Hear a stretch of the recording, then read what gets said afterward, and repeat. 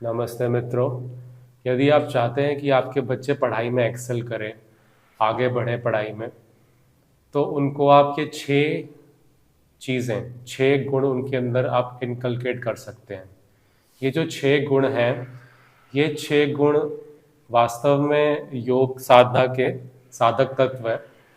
माने जो आपको आपके टारगेट अचीवमेंट या फिर ऊपर की तरफ यदि आपको जाना है, एक्सेल करना है, उसमें आपको मदद करते हैं। तो ये छह कौन से हैं, आइए देखते हैं।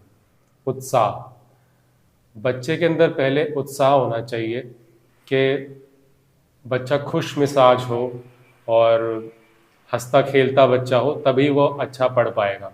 अगर वो दुखी है तो वो वैसे ही कुछ नहीं कर सकता है खास। तो पहला जो रिक्वायरमेंट है वो खुशी और प्रफुल्लता, वो नॉर्मल नेचुरली बच्चे के अंदर होनी चाहिए। दूसरा, साहस, माने करेज।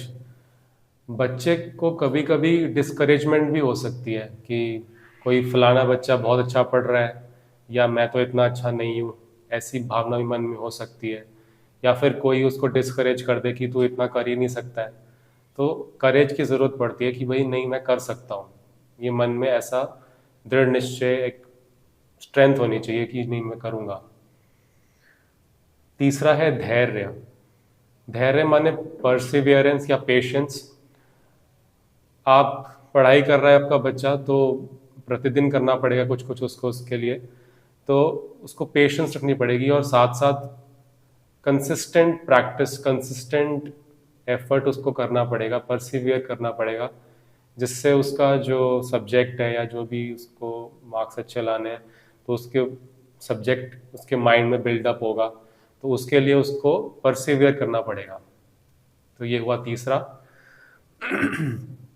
चौथा है तत्व ज्ञान। इंग्लिश में बोले तो डिस्क्रिमिनेशन या नॉलेज। जो चीज़ जैसी है वैसी देखना।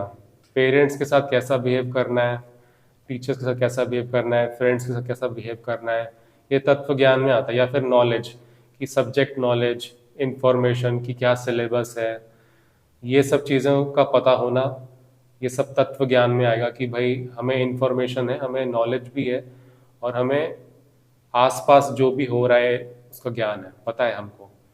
तो ये भी बच्चे के लिए बहुत ज़रूरी होता है, तत्व ज्ञान।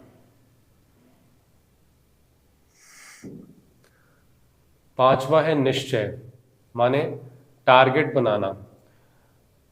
बच्चे ने निश्चय किया कि मुझे अच्छा करना है इस सब्जेक्ट में, तभी वो कुछ कर पाएगा। तो उसने निश्चय किया, दृढ़ संकल्प किया और फिर वो टारगेट बनाएगा। माने छोटे छोटे टारगेट बनाएगा कि भाई मुझे इतना पढ़ लेना है या फिर मुझे इतना कर लेना है, ये चीज़ें कर लेनी है, ये सिलेबस है तो इतना इतना हो जाना चाहिए इतने टाइम में। तो ये सब क्या है, ये सब निश्चय किया उसने कि मुझे अच्छा करना है, उसके लिए ये चीज़ें मुझे करने की ज़रूरत है, तो मैं इस तरह से आगे बढ़ूंगा। लास्ट वन है जनसंघ परित्याग। माने कॉमन जो पीपल हैं उनके कंपनी से अलग हटना, अलग हो जाना। ये इसलिए इम्पॉर्टेंट है क्योंकि अगर बच्चा सभी लोगों के साथ मिलता जुलता रहेगा तो उसका माइंड क्लटर्ड हो जाएगा।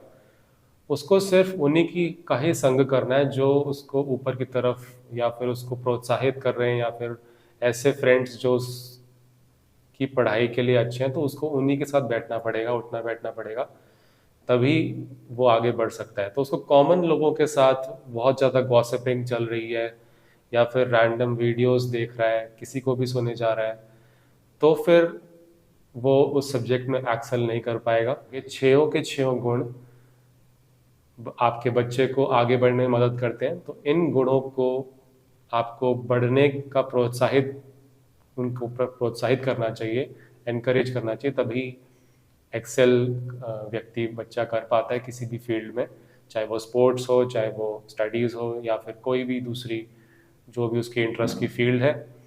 तो उनको फॉलो करें, करवाएं। धन्यवाद।